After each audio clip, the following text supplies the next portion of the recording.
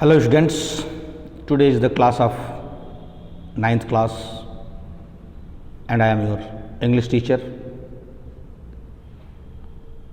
Today's topic is a very inspiring poem. Its name is Wind. It is written in English by A.K. Ramanujan. Earlier, this poem is written in Tamil form, in Tamil language by Subramaniam Bharati. This is a very nice poem. It is a very good poem. It is a very inspiring and motivational poem. This poem has two meaning.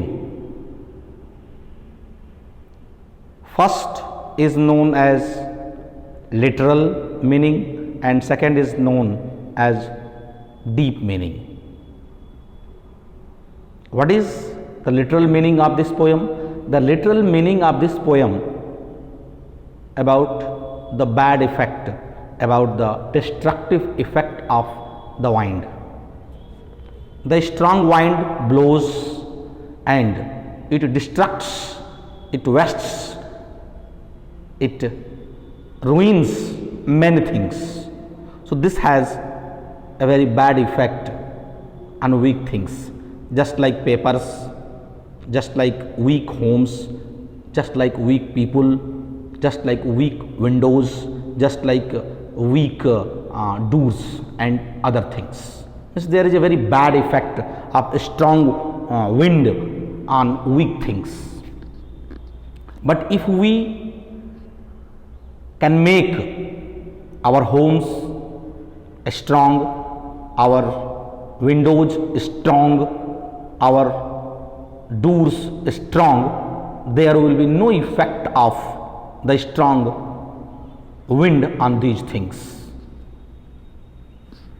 The deep meaning of this poem is that wind is just like hardships, problems, misfortunes of our lives. Means every person has a life and in every person's life difficult situations come, misfortunes comes, bad circumstances come in the life of man. If we are weak mentally, if we are weak economically, if we are weak socially, if we are weak bodily, we cannot face the difficult situations of our life. But if we are strong from every point of view, mentally, economically, physically, educationally, socially, we can very easily face the difficult situations of our life. मैंने आपको बताया कि यह poem सबसे पहले सुब्रमण्यम भारती ने Tamil language में लिखा, उसके बाद इसका इंग्लिश वर्जन लिखा गया A.K. रामानुजन द्वारा. Let us start the poem explanation in Hindi. Wind comes softly, मतलब ऐ हवा धीरे चलो. Don't break the shutters of the windows. Don't break मतलब मत तोड़ना. The shutters of the windows मतलब खिड़कियों के शीशों को, खिड़कियों में लगे हुए सामानों को मत तोड़ देना. डोंट स्कैटर द पेपर्स, घरों में मेज पर, अलमारी में या दूसरे जगह पर रखे गए कागजों को, पेपर्स को बिखेर ना देना. Don't throw down the books on the shelf, अलमारी में जो बुक्स रखे गए हैं, अलमारी में जो सेल्फ हैं, खाने हैं, उसमें बुक्स रखे गए हैं, हवा का तेज झोंका ऐसा लेके मत आना ऐ हवा महोदय कि अलमारी में रखे गए किताब गिर जाएं, उड़ जाएं। There look what you did, देखो तो अय हवा महोदय, अय पवन भगवान, आपने क्या कर दिया। You through them all down, उन सभी चीजों को आपने गिरा दिया। You tore the pages of the books, आपने किताबों के पन्नों को फाड़ दिया। यू ब्रॉट रेन अगेन, आपने फिर से वर्षा ला दिया। मतलब हवा का झोंका आप ऐसा लेके चले, ऐसा मौसम बनाया कि बारिश तेज होने लगा। You are very clever at poking fun at weaklings, weaklings means कमजोर चीजें, कमजोर लोग, मतलब कमजोर लोगों का मजाक उड़ाने में अय हवा महोदय, अय पवन देवता, आप बहुत ही चतुर हो, आप बहुत ही चालाक हो। पोकिंग फन मतलब मजाक उड़ाना, उपहास करना। फ्रेल क्रम्बलिंग, क्रम्बलिंग मीन्स टूटता हुआ, टूटता हुआ। फ्रेल मीन्स भी कमजोर, मतलब टूटते हुए घर। क्रम्बलिंग डोर्स, टूटते हुए दरवाजे। क्रम्बलिंग रैफ्टर्स, टूटती हुई बल्लियां, बल्लियां जो पेड़ उड़ का काट के और जो मड़ई उड़ई में लगाया जाता है, झोपड़ी उपड़ी में लगाया जाता है वो। क्रम्बलिंग वुड, टूटती हुई लकड़ियां। क्रम्बलिंग बॉडीज, टूटते हुए शरीर, कमजोर शरीर। क्लम्बरिंग लाइव्स, मतलब टूटते हुए, बिखरते हुए जीवन। मतलब ये कहाँ होता है? क्रम्बलिंग होम्स कहाँ होगा, क्रम्बलिंग डोर्स कहाँ होगा, क्रम्बलिंग रैफ्टर्स कहाँ होगा? ये सब एक गरीब आदमी के पास होता है। एक गरीब आदमी जो आर्थिक दृष्टिकोण से बहुत ही कमज़ोर होता है, जिसके पास पैसे रुपये नहीं होते हैं कि वह अपने पैसे रुपये से एक अच्छा सा घर बनवा सके, जिसमें एक मजबूत खिड़कियां लगवा सके, जिसमें मजबूत दरवाजे लगवा सके, अब जो अपने मकान को मजबूत बनवा सके, उसके पास इतने पैसे नहीं होते हैं। तो आपका इफेक्ट भी, आपका बैड इफेक्ट भी, मतलब हवा का बैड इफेक्ट भी इन गरीब लोगों के जीवन पर पड़ता है।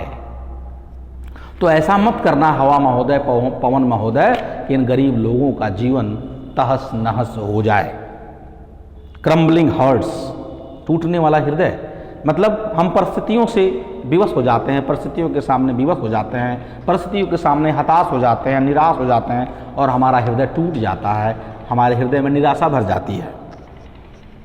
The wind god winnows and crushes them all,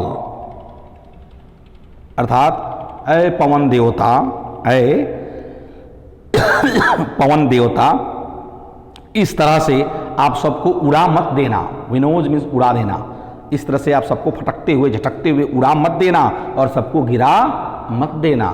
मतलब अय पवन महोदय, आपसे प्रार्थना है, आपसे रिक्वेस्ट है कि आप ऐसा मत करिए जिससे गरीब लोगों का जीवन आपसे प्रभावित हो जाए। इसका सेकंड स्टेंजा मैं बताने जा रहा हूं।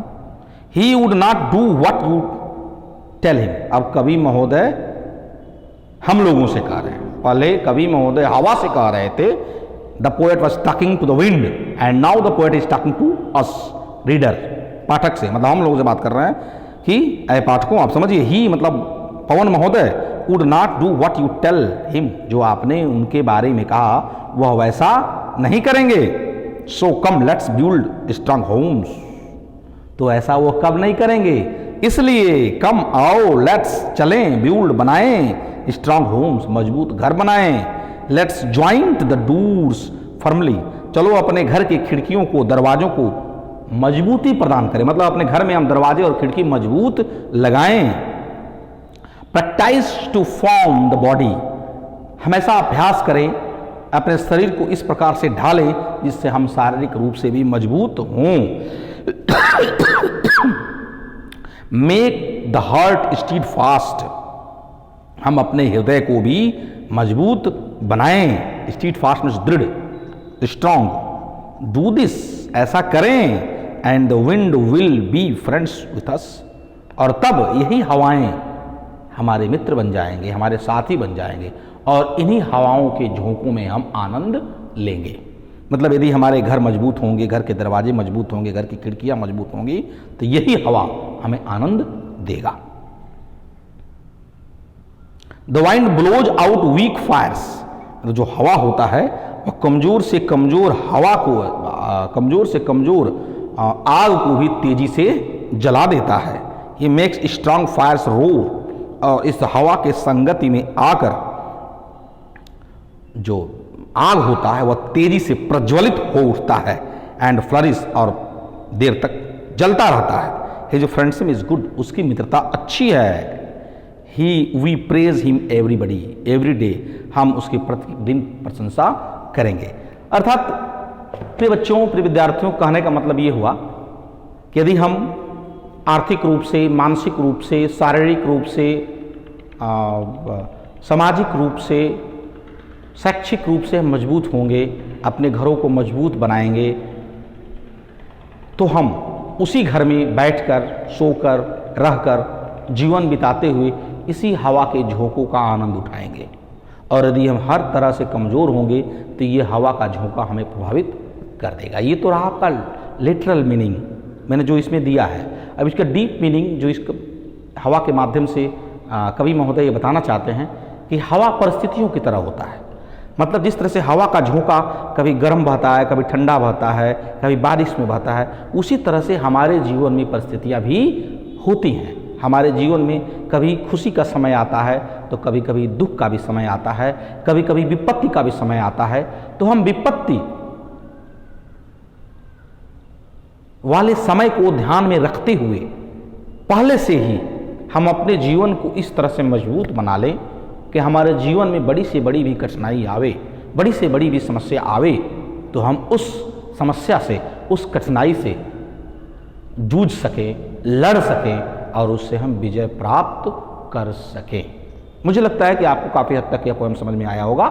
और एक बात और भी कहना चाहूँगा बच्चों, किताब यदि आपके पास नहीं है तो आप किताब खरीद लीजिए, अन्यथा इन शब्दों को जो मैं बोल रहा हूँ उसको लिखते जाइए और फिर इसका अर्थ समझते जाइए। आज के लिए इतना ही। Thank you very much.